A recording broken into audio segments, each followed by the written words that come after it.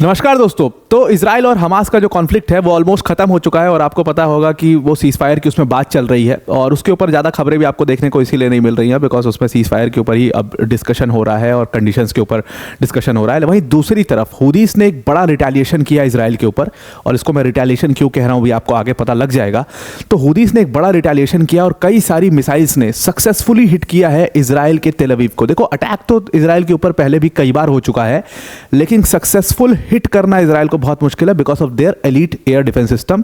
लेकिन इस बार हुदीस ने फाइनली उसको इंटरसेप्ट किया है, उस पूरे एयर डिफेंस सिस्टम को, और टेल अवीव के ऊपर कई सारी मिसाइल्स गिरी हैं। एक स्कूल है वहाँ पर जिसको अटैक किया इन्होंने, रेसिडेंशियल एरिया को अटैक किया, पार्क को अटैक किया है।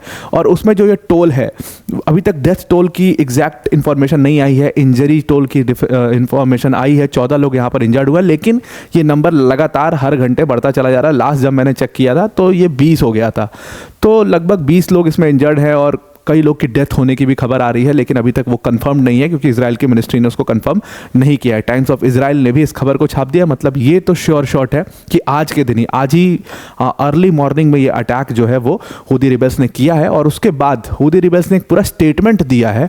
ये स्टेटमेंट इजराइल के बारे में है कि इजराइल को जितना स्ट्रांग पहले हुआ करता था, अब क्योंकि 1 साल से पूरा वॉर चल रहा है, इजराइल इस पूरे वॉर में इन्वॉल्व है, काफ़ी पैसा, काफ़ी कुछ उनका इसमें इन्वेस्ट हो चुका है, ट्रूप्स जो है उसकी कमी इनको पड़ चुकी है और अब ये उतना सिक्योर ये 1 साल पहले हुआ करते थे। ये हुदीस ने बाकायदे मैसेज देकर के कहा है कि the heart of the enemy is no longer that secure, जितना ये हुआ करते थे।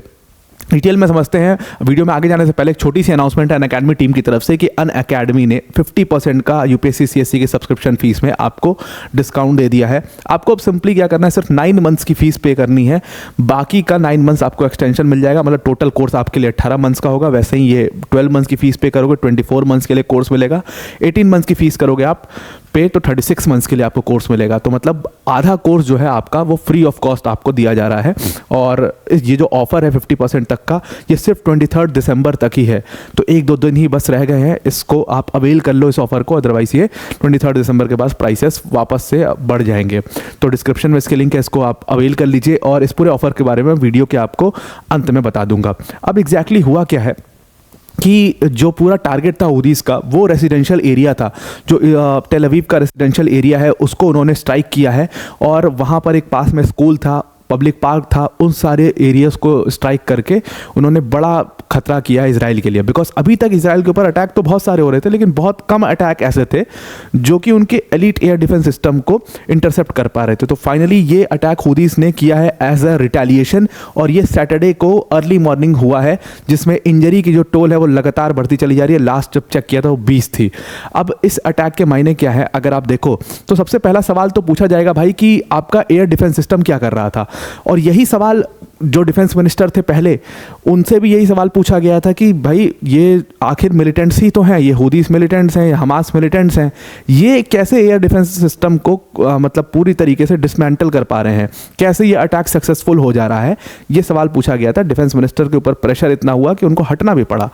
तो ये सवाल लगातार बना हुआ है। आईडीएफ ने इस पूरे अटैक को कंफर्म किया है कि हाँ ऐसा एक अटैक हुआ है और अनसक्सेसफुल इंटरसेप्शन के बाद उन मिसाइल्स ने जाकर के हमारे स्कूल्स को हिट किया है, पब्लिक पार्क्स को हिट किया है, रेसिडेंशियल एरियाज़ को हिट किया है। लेकिन ये जो टाइम था वो टाइम ऐसा रहा कि उस टाइम पर ज़्यादा जो लोग थे वो बाहर नहीं थे, इस वजह से बहुत ज़्यादा नुकसान नहीं हुआ। क्योंकि पब्लिक पार्क को जब इन्होंने हिट किया है तो वो बिल्कुल इनका जो टारगेट था वो पब्लिक पार्क ही था। वहाँ पर जब हिट किया, अगर आप इमेजेस से देखोगे तो शायद आपको पता चल जाएगा, वीडियो तो हम प्ले कर नहीं पाएंगे यहाँ पर, बट ये इमेजेस देखोगे आपको ग्राउंड सा दिख रहा होगा, अंधेरा सा है, वैसे तो दिख नहीं रहा है, बीच में ये पूरा होल दिखाई दे रहा है जहाँ पर मिसाइल्स ने हिट किया है। तो ये ऐसी कुछ इमेजेस इजराइल से आई, बहुत ही ज़्यादा अलार्मिंग सिचुएशन थी। लोग जो है छितर बितर हुए थे, भाग रहे थे इधर उधर। वैसी एक सिचुएशन इजराइल में क्रिएट की गई और हुदीस ने अटैक करके एक बार फिर से इस पूरे कॉन्फ्लिक्ट को एक बार फिर से इग्नाइट कर दिया है। बिकॉज ये चीज़ यही चीज़ बार बार बोली जा रही है कि जितने लोग ये सीज फायर डील करवाने की कोशिश कर रहे हैं उनके लिए सबसे बड़ी प्रॉब्लम ये है कि ये मिलिटेंट्स हैं, इनसे बात करना बहुत मुश्किल होता है, बिकॉज ये सोचते नहीं है इनका कुछ नुकसान नहीं है, इनको हर साल नए लड़के मिल जाते हैं, इनका रिक्रूटमेंट ड्राइव चलती है और मतलब ये लोग तैयार रहते हैं ये सब काम करने के लिए। तो इनके लिए कोई बहुत बड़ी चीज़ नहीं है पब्लिक पार्क को या स्कूल को, क्योंकि इनको थोड़ी यूएन में जाके जवाब देना है। यूएन में जाके जवाब देना इजराइल को, इजराइल के मिनिस्टर को, इजराइल के पीएम को।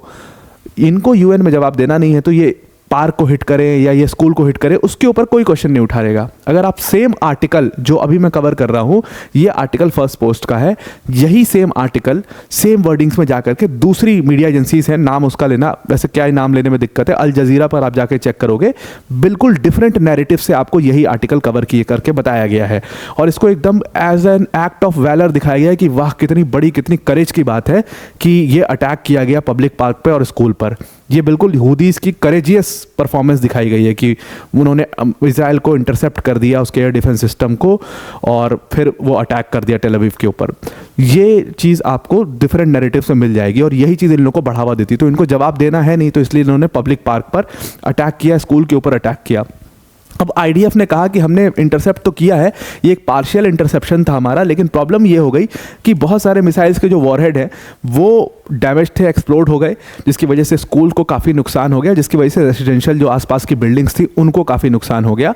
इंटरसेप्ट करने की तो कोशिश की गई थी, हालांकि ये पूरा मैटर जो है अभी जो इजरायली एयरफोर्स है वो मिल करके पूरा इन्वेस्टिगेट करेगी कि क्यों इंटरसेप्ट नहीं हो पाया है।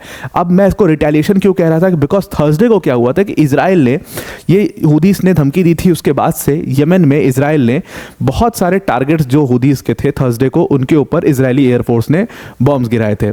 खास तौर से जो पोर्ट एरियाज हैं जहां से पूरी इनकी सप्लाई लाइन चलती है, इनको पूरी ताकत मिलती है, उन पोर्ट एरियाज पर बॉम्ब गिराया गया था और हूदी रिबेल्स को कमज़ोर करने की कोशिश की गई थी।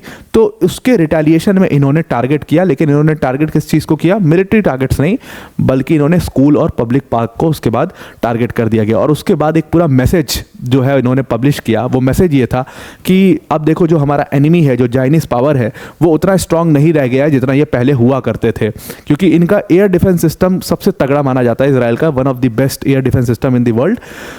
उस एयर डिफेंस सिस्टम को चीर पाना बहुत मुश्किल होता है और ये काम हूदीस ने कर दिखाया है। तो ये मैसेज देने लाजमी बात है। टेलीग्राम पर आप देखो पूरा फ्लोट हो रहा है इस टाइम पर कि किस तरीके से वो हूदी रिबल्स का जो चीफ है हिजाम अल असद, वो किस तरीके से आकर के सामने और पूरा अपनी शेखी बगार रहा है कि हमने मतलब इजराइल को घुटनों पर ला दिया और इजराइल जो है वो अब बहुत जल्दी सरेंडर कर देगा। इस तरीके के स्टेटमेंट्स उनके द्वारा दिए जा रहे हैं। तो हूदी रिबल्स इस चीज़ को लेकर काफ़ी खुश है, लेकिन आप देखना इसका जो रिटेलिएशन अगर इजराइल करने पर आ गया तो फिर इनको बर्बाद कर देगा हूदी रिबल्स को। हालांकि सीज फायर डील अभी चल रही है, इजराइल भी इसको परस्यू कर रहा है, तो हो सकता है कि इसका रिटेलिएशन अब ना हो और ये चीज़ अब यहाँ पर रुक जाए। बट अगर बेंजामिन नेतन्याहू की पर्सनालिटी देखोगे तो he is going to retaliate. खैर वो आगे आपको पता लग जाएगा। आई होप आपको पूरा आर्टिकल समझ में आ गया होगा। अब वीडियो को एंड करने से पहले अनअकैडमी टीम की तरफ से जो अनाउंसमेंट थी वो मैं बता देता हूँ कि अनअकैडमी को 9 साल पूरे हुए हैं और इस खुशी में हमने आपको, इस अचीवमेंट पे हमने आपको 50% का अपने यूपीएससी सीएससी की सब्सक्रिप्शन फीस में डिस्काउंट दे दिया है।